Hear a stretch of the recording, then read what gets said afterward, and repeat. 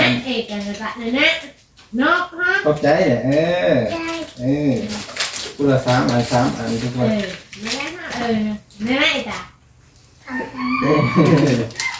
เม็ดลูกอันพระเจ้าซักอันขอบใจ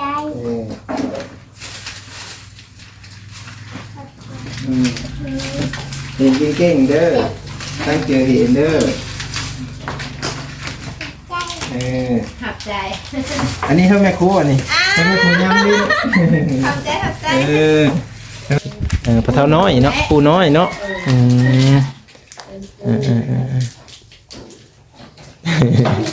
ว้าวในที่แหละลังอายจากแลนี่อายเพื่อเพิ่นกับคนกันนี่กินรอด100 กินรอดแต่มันเย็นนี่แซ่บเด้กินตอนมันแข็งๆเนี่ยมันยังย่ำคักดีนักเรียนเพิ่นมามีทันร้ายมื้อนี้ปกตินักเรียนนักเรียนเฮ็ดเป็นปีใหม่แล้วปกติเขียนให้งามเด้อเขียนตัวยังก็ดอเด็กนางเด็กดอเด็กเด็กนอยังนอยังขอใครนอนกเห็นบ้านี่นอนกได้ยังจอกเคยกินบ่จอกเขากินน้ำมันเด้เห็นบ่จอกเห็นบ่ล้างด้วยมานี่เขียนตามตัวนี้เด้อเขียนขีดมานี่ทางนี้หัวมันเห็นบ่นี่เอาตัวนี้ลามเด้อวันนี้เด้อเสร็จเลยเก่งนะ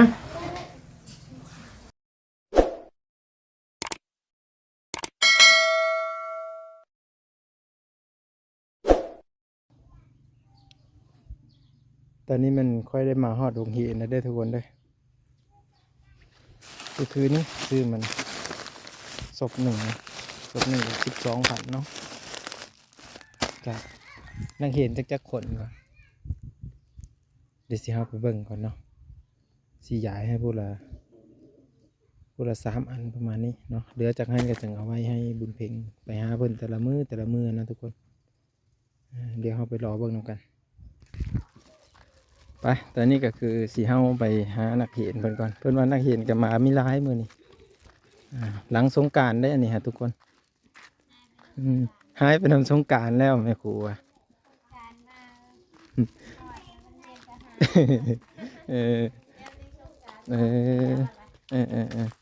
มื้อนี้สิมาแจกวุ้นเธอนักเรียนเจ้าเด้อมื้อนี้เด้อ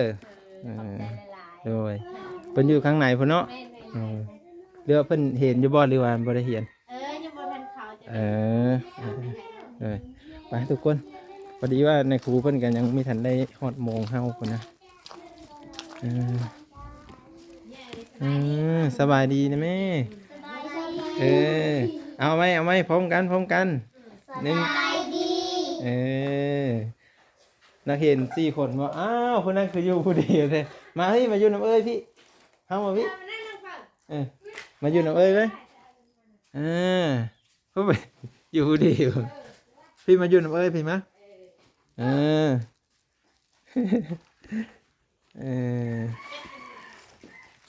นี่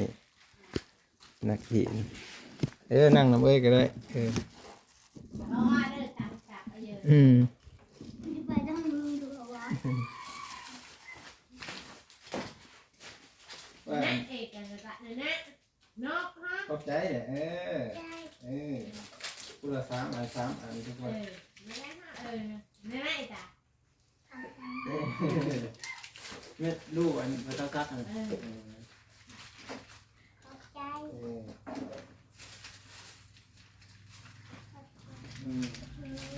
เห็นเก่งเด้อตั้งเจอเห็นเด้อขับใจอันนี้เท่าแม่ครูอันนี้เท่าแม่ครูย่ำลิ้นขับใจเท่าแม่ครูย่ำลิ้นนำเอามาให้ดูขอบคุณค่ะเมื่อนี้เพื่อเลยก็มาส่งยุงเห็นมื่อนี้ฮะขี่มานำพ่อเพิ่นนะบ่ เออบุญเพลงก็เอิ้นพอเท่าซักแล้วว่ะพอเท่าน้อยเนาะปูน้อยเนาะอืมว้าวในที่แหละลังอายจักแลนี่อายเพื่อเพิ่นกับคนคือกันนี่กินแล้วหันร้อยกินแล้วแต่มันเย็นนี่แซ่บเด้กินตอนมันแข็งๆเนี่ยมันยังย่ำคักดีนักเรียนเพิ่นมามีทันร้ายมื้อนี้ปกตินักเรียนนักเรียนเฮ็ดเป็นปีใหม่แล้วปกติเพิ่นสิอันมาประมาณ10ปลายคนเพิ่นว่าทุกคนนี่ชื่อนั่นแล้วจังฮะ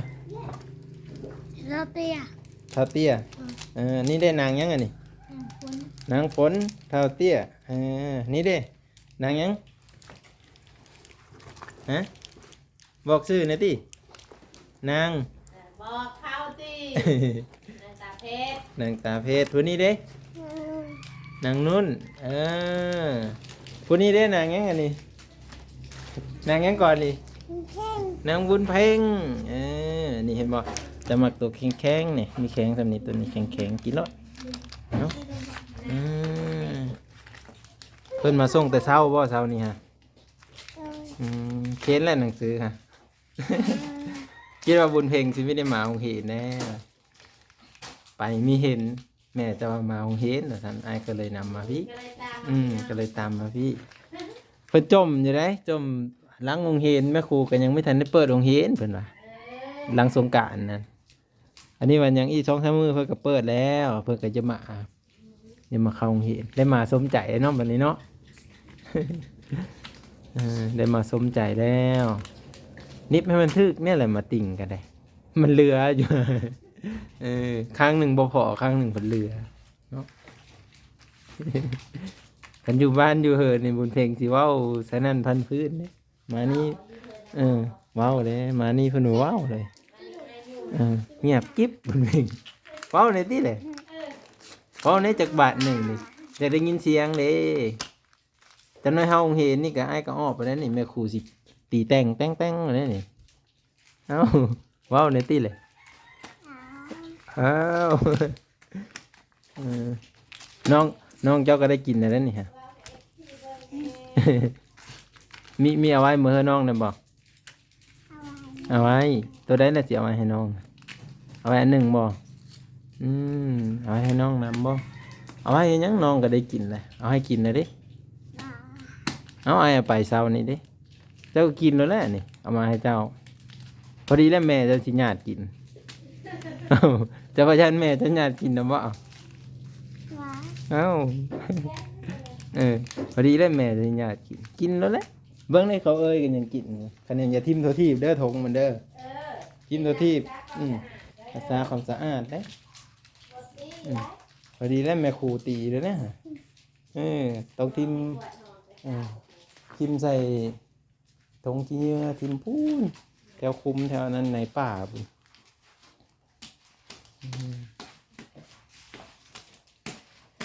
สวัสดีค่ะแล้วมั้งนี่สวัสดีค่ะก่อนไหมสวัสดีค่ะ ลืมเลยเนี่ยเลยก็เป็นสีเคินๆไอายเนี่ยจังหน่อยดิอากาศกะฮ้อนกะเด็กกะรอเนาะเอาแม่ครูเพิ่นก็มีใจมาซ้อนนักเรียนในหัวฮอนๆแบบนี้เพิ่นก็มาไม่ได้คาดได้ทุกคนเลยเมื่อนี้เป็นมื้อวันอังคารเลยดิแต่ว่านักเรียนสิน้อยๆแบบนี้เพิ่นก็มาคือเก้าแม่ครูก็ได้ปุ่น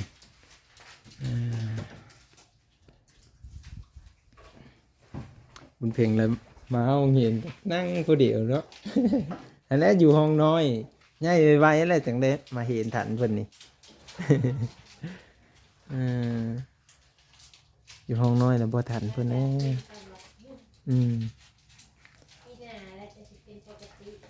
ปีหน้าปกติปีนี้มาอันนั้นก่อนกินนะแม่เลยอ้าวผัดไม่กินนี่แหละมันเปื่อยนี่แหละอย่ามันสิแซ่บบ่ฮะเบิ่งแน่นี่ขี้มือติดเต็มมาเลยนี่เอ้ยกินรอดแกะกินรอดเบิ่งสิแกะให้นี่เบิ่งแกะให้กับบ่แกะบ่กินเป็นยังคือบ่กินเลย ไปกินแล้วมาซื้อมาให้กิน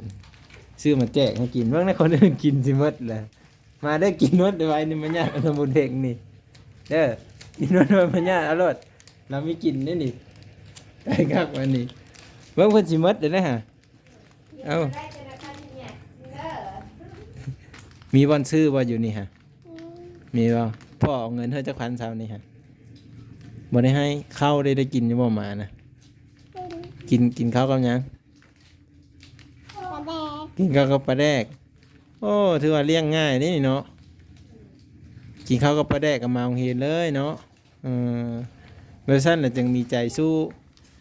กินข้าวกับอาหารดีๆจะได้ขี้ข้านนี่มาโรงเรียนนี่เนาะ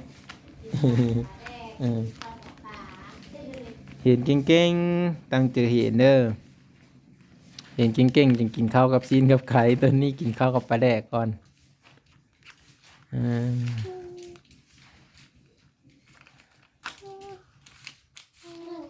อ่านเป็นอยู่ที่หมากันเลยฮะก็ไก่ขอไข่บ่นับ1 ฮอด 10แล้วดิฮะฮอดแล้วนับเพื่อไอ้เบิ่งเนาะฮะเอ้านับแล้วดิมาองเห็นได้ได้ซะมันเพ่งก็เป็นซีเคินๆอายๆแล้วนี่นอนเพ่งค่อยก็อายแล้วว่าสิเนาะมาถ่ายค่อยก็เบิ่งแหนมมันก็อยู่สิอายให้เพิ่นเพิ่นอันนี้เค้นงามแท้3 คูณ 1เท่ากับเท่าไหร่ฮะนางยังก็ฮะตาเพชรนางตาเพชร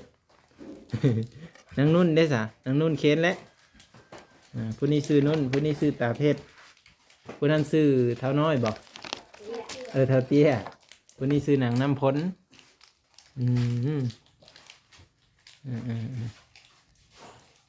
อี10 ปี5 ปีข้างหน้าก็เป็นสาวมาได้นี่ไม่ได้จื้อเพิ่นได้นี่คันมาเห็นเพิ่นนั่งแบบเสีย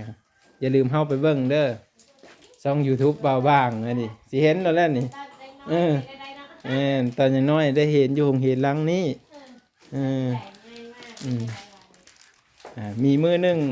มีนักเรียน4 คน 5 คนมีแม่ครูผู้หนึ่ง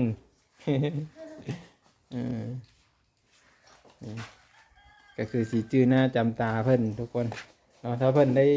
เข้ามาเห็นใน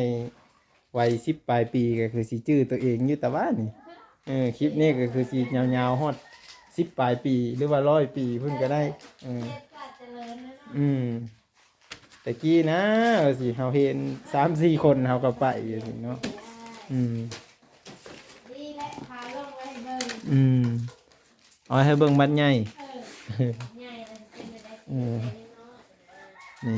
อันนี้ก็จะเป็นคุ้มเด้ออันที่บ้านเฮือนคนนะเพิ่นก็เลยมาจัดโรงเรียนขึ้นอยู่ทางพี่เพราะมันจะเป็นบ่อนกลางแน่ทุกคนเลยถ้าอนาคตแบบว่าเพิ่นขยายบ้านอีหยังออกมามันก็สิอยู่ทางกลางนะทุกคนเนาะประมาณนี้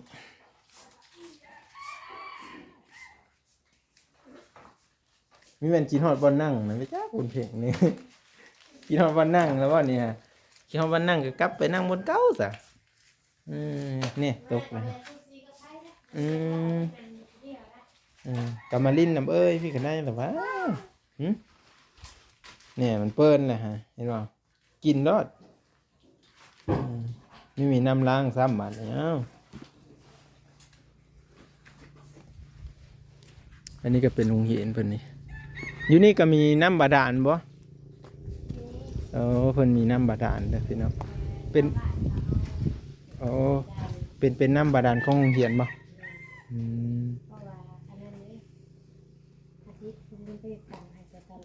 บ้านนงมาทางให้แต่โดนพุ่นเนาะต้นรอปี2017แล้วก็แต่ละยังก็ใช้ได้ปกติเนาะรายได้แต่นี่มันบ่มีไฟแค่สีสูบเอากันสีได้สูบ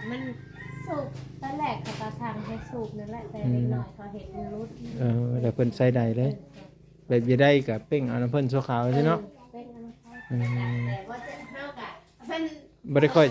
ค่อยจำเป็นเนาะบ่ได้จำเป็น บ่ได้มีเวียกมีงานนั่นนี่เลยมาเด้อเดินแพง มาเด้อเข้าห้องเด้อนางบุญเพลงเด้อตีแต่งกันเด้อตีแต่งเข้าห้องอันนี้จะเป็นด้านหลังทุกคนนี่เป็นโรงเรียนนี่นะขึ้นกับอันเมืองจำเพาะนั่นเด้อบ้านกะล้างเนื้อตัวนี้ครับเด็กเป็นกสิเกาะเสียนี่ออกอยู่ทุกคนแต่ว่าเพิ่นเฮ็ดบ่ทันแล้วนะอันนี้มันเพิ่นอาศัยแบบขึ้นหอนหรือว่าเงินของชาวบ้านเก็บกันนั่นนะแล้วก็เก็บกันแล้วก็มาเฮ็ดโรงเรียนไว้ให้ลูกให้หลานเนาะนี่เด้ได้ที่เพิ่นนำบาดาลนะเนาะก็คือบ้านโหนงนั่นแหละได้มาอันทั้งไว้ได้มาเฮ็ดไว้ให้ลูกให้หลาน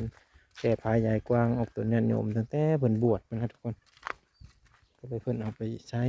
เนาะเพิ่นต่อไปใช้นี่ก็ถือว่าโอเคส่วนนี้ก็เนาะอันเดียวเคยกว่าสิบฟ้าเอาซื่อๆนะถ้าแบบว่านักเรียนเพิ่นจะใช้ก็ใช้ได้เด็กเพิ่นก็เอาข้ามไปพี่ข้ามไปพุทธนี่ให้บอกเพื่อนคนกันที่มันนี่อยู่ตามนี่เลย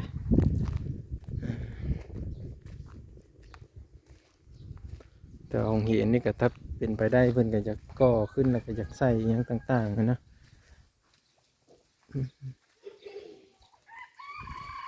เพราะว่าได้ใส่แต่ซ้ำนี้ทุกคนโอ้เขียนหนังสือนะเนาะเบิ่งเอาไปเบิ่งกันเลย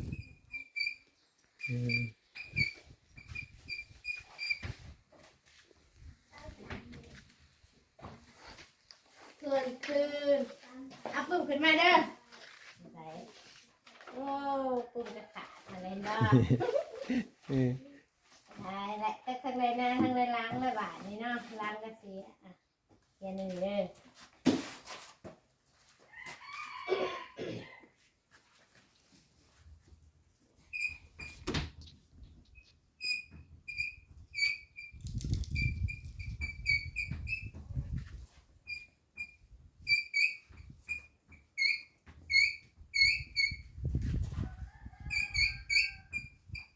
มันตั้งดังว่าไหมครู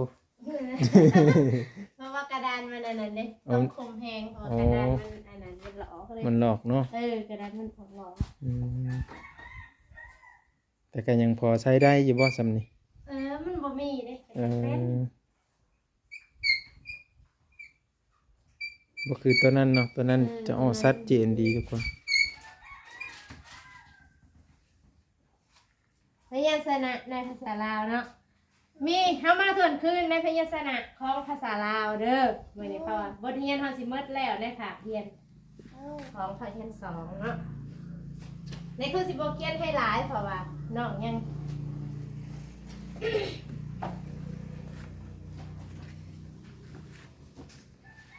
เขียนนะว่ามาเบิ่งมือกันของในครูเห็นบ่ในครูสิเขียนโตหยังดอดอดอต่อไปเพราะว่าบทเรียนเฮาสิหมดแล้วเฮาสิมาทวนคืนในบทวิชาภาษาลาวน้อบัดนี้เขียนเบิ่งตัวน้อเห็นบ่จำหัวเห็นบ่น้อ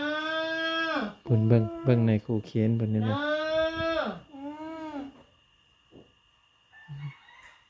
จอจอเห็นบ่แจ้งอยู่บ่เห็นอยู่บ่ดอนอจอดอนอจอเบิ่งมาดิ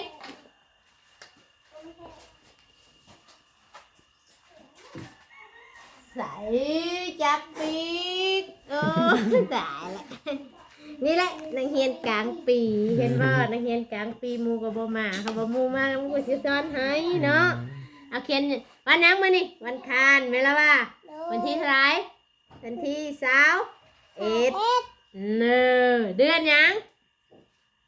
เดือนเมษาเดือนเมษาเดือน4เนาะปี 2,000สาว มาสัมภาษณ์ สาวหก สาวหก เขียนแต่วันก่อนเห็นบ่ เอ้ย โอ้ยวันหยังวันทาน ทาน นี่วันที่ ที่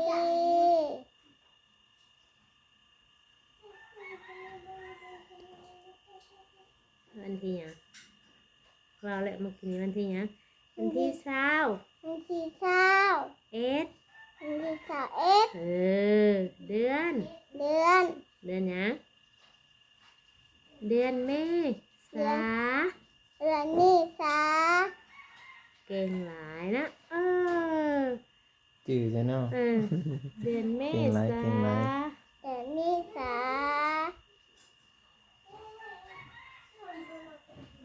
เดือนยังเดือนเมษาเดือนสี่ เดือนสี่ ปีหยัง ปีสา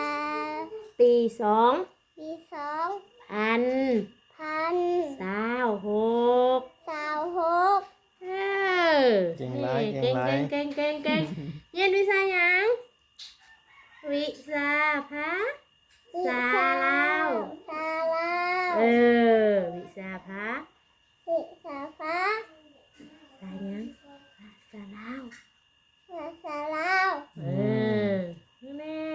เก่งหลายนะบทนะบทที่ วันที่ บทที่ วันที่ สาว สาว อะไรยังสาวเก้าเป็นบ่ ด้วย ทวนคืนเลยเนาะบทเรียน50เมตรเลยเนาะ ด้วย อืม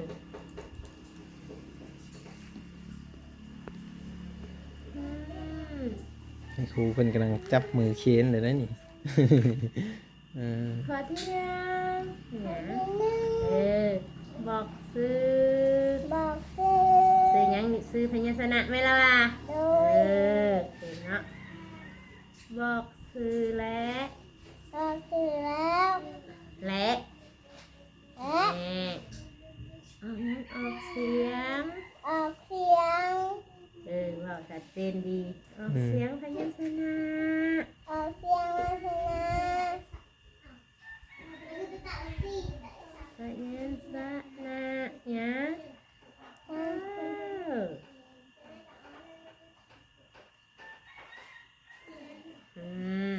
งามบ่ น้ำบอก งามบ่ตัวหนังสือตัวเอง งาม งามบ่ตัวหนังสื งาม อ ว่า ตัวเอง แต่ นะ ซื้อตัวเองเนี่ย งามบ่เขียนงามๆเด้อถ้าในครูประจับมือล่ะค่ะเขียนให้งามเด้อเขียนตัวหยังก็ดอเด็กนาง เด็ก ดอเด็ก เด็ก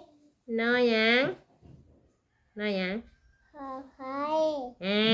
นอนกเห็นบ่นี่นอนกเป็นหยังจอจอกเคยกินบ่จอกเฮากินน้ำมันเด้เห็นบ่ เอ้ย จอจอ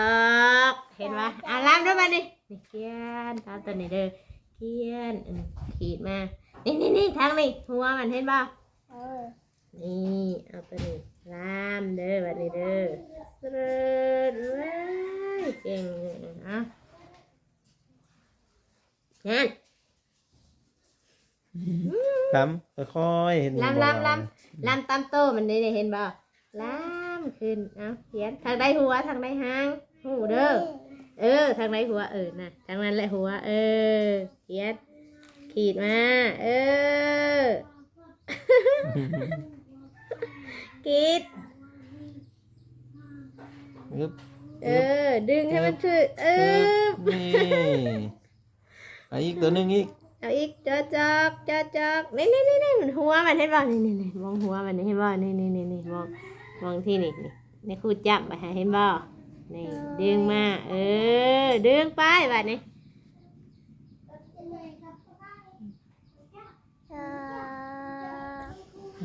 จอ จอก จอจอกเขียนได้3ตัวนี่พอแล้วละมือนี่ เขียนตัวนี้ลำตัวนี้นี่ลำตัวนี้ เขียนดอเด็กอีก เขียนตัวเด็กนั่น ดอเด็กนอนกจอจอก นอนก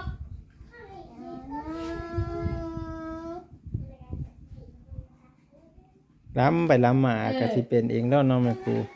เป็นแล้วใครสิเป็นมาแต่เกิดเนาะใครก็เฮียนนี่อ่ะ แม่ เขียน นเลย เขียนได้เด็กเบิ่งเขียนได้เด็กเบิ่งนี่คือสิจับมาให้เด้อจับมาเด้อเขียนน้อยๆเขียนงามมีหัวนอนกได้จ้ะนอนกก็เจ้าได้จ้ะเอาตัวใหญ่ๆเนาะ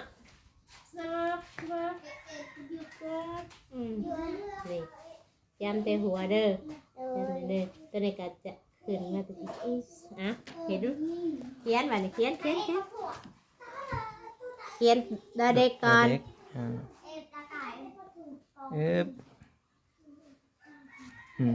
ค่อยๆเด้อ นี่โอ้ยเก่งไรนอนกบัดนี้ นอนกนี่หัวมันเห็นว่าหัวมันใหญ่ๆนอนก นอนก อึ๊บขึ้นมาจอก เห็ดหัวมันก่อนกอดหัวก่อนอึ๊บขีดไปเดี๋ยวก็เป็นได้กันแหละคนเก่งกันแล้ว เก่งไร บ้างดีก่อนมาอยากได้นะ แม่นเก่งไรทุกคนนอนกดอเด็กนอนกจอจอกอันนี้นี่เอาใส่ถุงไว้ก่อนแหละขนมก็ได้เอาทุกคนเพิ่นเขียนหนังสือก่อนบัดนี้ได้เห็นนำกันแล้วเนาะก็คือเพิ่นมาโรงเรียนเด้อมื้อนี้เด้อเป็นมื้อวันขานมื้อที่2เพิ่นกับมื้อโดยมื้อนี้เพิ่นก็เปิดโรงเรียนแล้วก็ได้มาโรงเรียนบุญเพ็งก็ได้มาโรงเรียนเอาเขียนล้ำเลยเด้อเขียนตามนี้เด้อไม่ครูคนเดียวเนาะใส่ยังลบไปลบมาทุกคนเลยค่อยๆเขียนเด้อ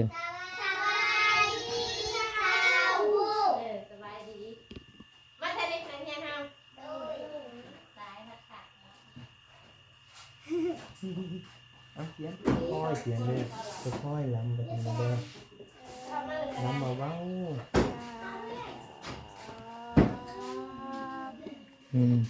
รอเด็กนอนกเขียนแต่พี่เขียนแต่หัวพี่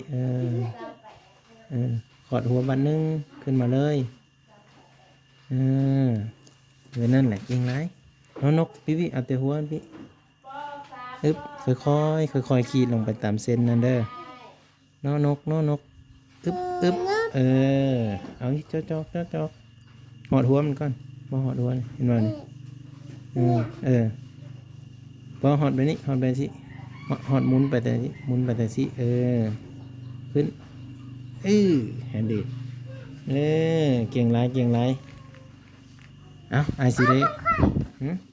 ตกไปได้ฮะ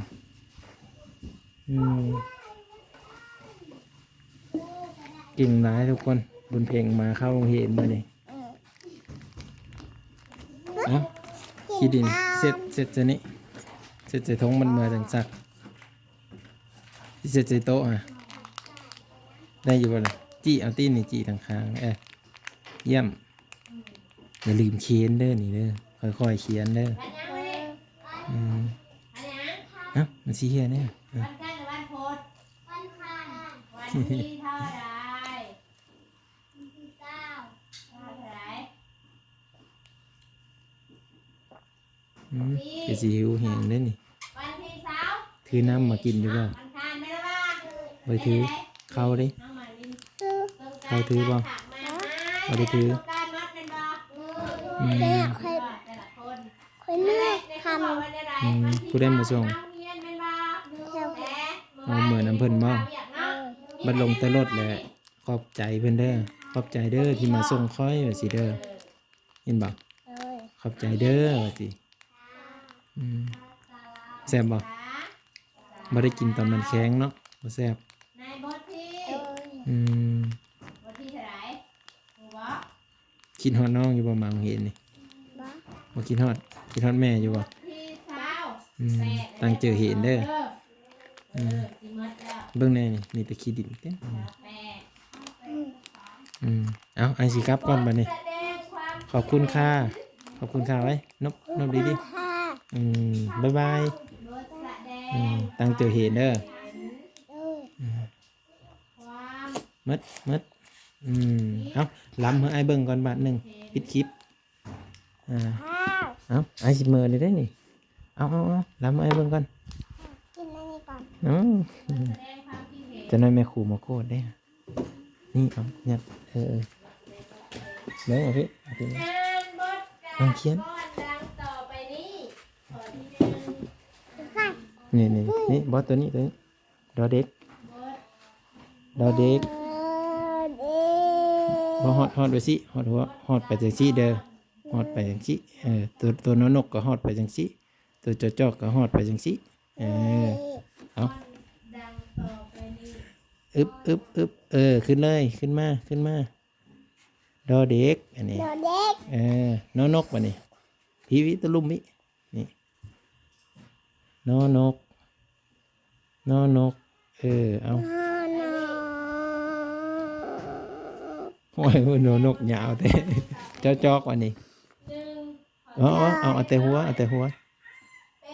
น้อยๆลอยน้ำแปด จอ โต นอนก ใต้ อันนี้ดอเด็กน้อย อันนี้นอนก เป็ดของ อันนี้จอก บอกแดง เอาโอเคบุญเพ่ง เห็นปะ จอ เป็ดบ้านเนี่ย แนบพี่จับอันนี้ก่อนเดี๋ยวไอ้ถ่ายรูปก่อนแนบหน้ามาพี่ปิดหน้ามาแนบพี่1 2 3โอเค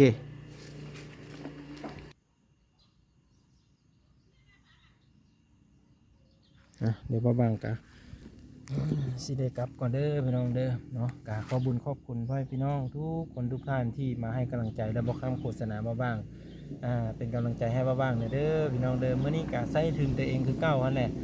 ในการที่ว่าซื้อพวกคุณพวกยังมาให้น้องๆเพื่อนน้องแต่พี่กะว่า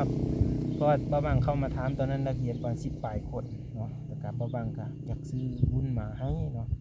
แต่ถ้าว่าโรงเรียนใหญ่กะนักเรียนก็สิหลายขึ้นอีกนะแต่ว่าโรงเรียนน้อยนักเรียนก็น้อยบ้างกะบ่เกินแห้งเนาะก็เลยซื้อมาให้ทุกคนอยากให้น้องๆเขาได้กินนั่นแหละเนาะมาโรงเรียนกะบางทีคือบุญเพ็งนั่นแหละพ่อแม่บ่ได้เอาเงินให้มาก็มาซื้อแถมกินข้าวจ้ำปลาแดกอีกกะเด็กน้อยเนาะมันก็บ่ได้ว่าหยังดอกทุกคนแต่บางก็อยากให้เนาะอยากให้เขาได้กินแต่ก็ยังเหลืออยู่มื้อหน้าจึงเอามาให้เขาอีกเนาะเอามาให้อันบุญเพ็งนะบางทีเขาไปถ่ายคลิปก็บ่ได้ให้เรากินเนาะกันบ่เห็นเราอยู่เฮือนกะบางก็สิมาหาอยู่โรงเรียนก็บ่ได้ไกลกันดอกประมาณอยู่3-4 ลักนี่แหละฮอดโรงเรียนแต่ว่ามันจะผ่านป่าผ่านหมู่บ้านหมาอีกนะทุกคนสวัสดีครับ